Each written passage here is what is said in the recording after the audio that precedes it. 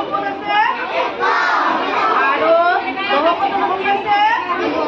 2 আৰু শতকৰ তলত কি আছে কিমান হয় কোৱা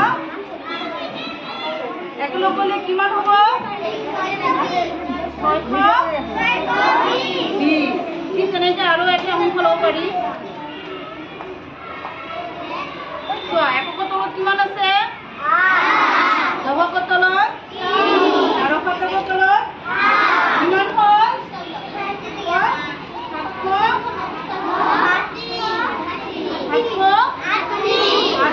780 এনেকৈ আমি কৰিব পাৰোঁ